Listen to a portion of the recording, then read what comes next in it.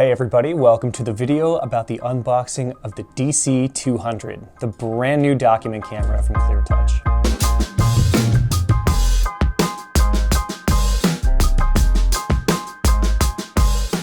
Hey everyone, my name's Tristan O'Connor. I'm a digital sales specialist here at ClearTouch, and today we're going to be doing an unboxing of the incredible brand new DC200. So this is our new document camera, and it features a full 4K, 30 frames per second, 6-hour battery life. It's got a 16x zoom. On top of that, it's an A3 format, so you get like a larger space. And then of course, HDMI output. You can connect via wireless. You can connect via USB Type-C. Not to mention, it's a 16 megapixel camera. So let's get into it.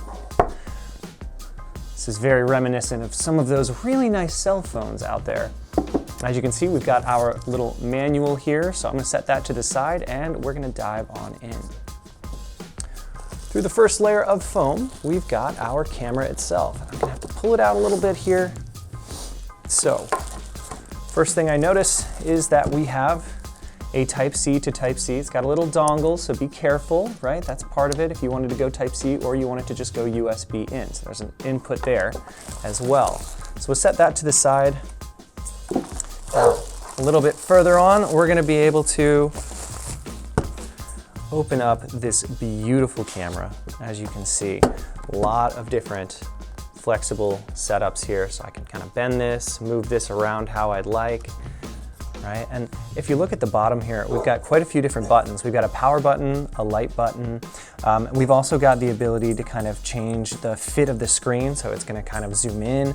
And then of course, we can magnify as well. So this has 6 hours of battery life, and it's a pretty simple setup. Now on the side here, we can see if it's connected via Wi-Fi, how much battery life, as well as whether or not the power is on. And of course, there's an omnidirectional microphone. So this is gonna give you a little more functionality than most document cameras between the microphone and the light. And as you can see, it folds up really nice and small, so really simple to put away, kind of stow if need be. Now, in the grand scheme, it really depends on how you want to connect, right? There is an HDMI out port, so we can go into a panel, for example.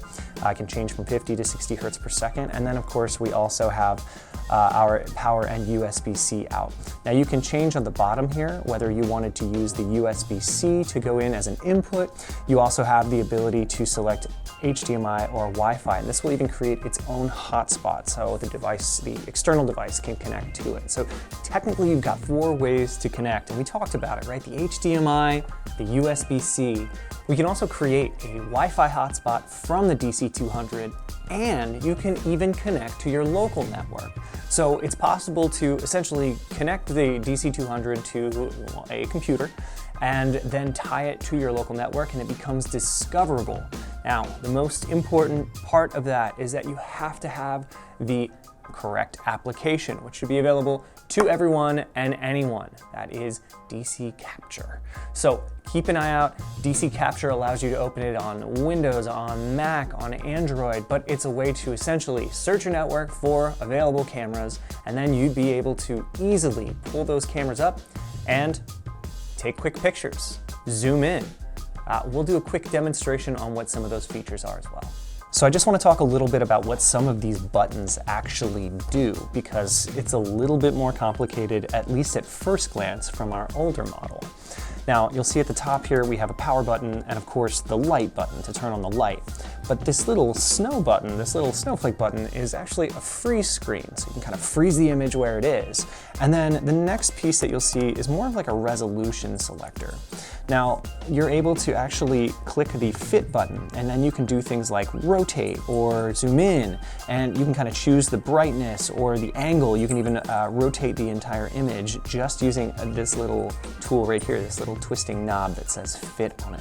So between the ability to kind of control what the camera's looking at and how the camera's looking at it, and then the ability to select whether or not you want to connect via Wi-Fi, HDMI, USB-C, you've got quite a lot of options in terms of making this work perfectly for your classroom, anytime you're trying to scan a document. It's pretty straightforward and obviously holds up pretty nicely.